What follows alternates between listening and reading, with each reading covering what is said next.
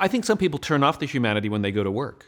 They may be, loving parents and loving friends and loving, children to their own parents, and yet for some reason there's a switch that they think that that's irresponsible to do at work. Now, I'm not talking about necessarily wearing your heart on your sleeve every day. There is something called emotional professionalism. If you're having a bad day, you can say, listen, I'm a little off my game today, but you can't sit in a meeting with your arms folded and be grumpy and give one-word answers. That's emotionally unprofessional.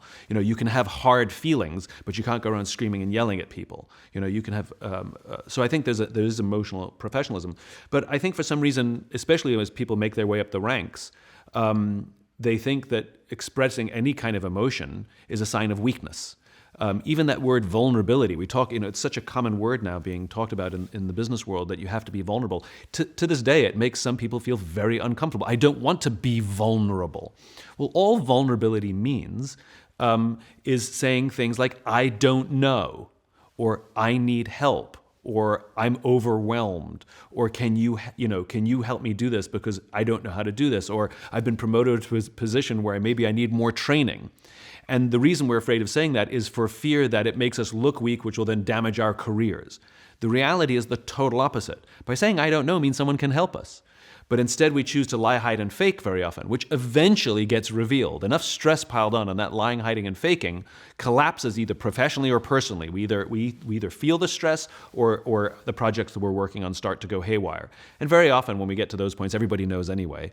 The amazing thing that I've learned is when you say, can somebody help me? We're surrounded by people who would love to help us. They just didn't think we needed it because we acted as if we didn't. So I think a large part of it is quite frankly fear.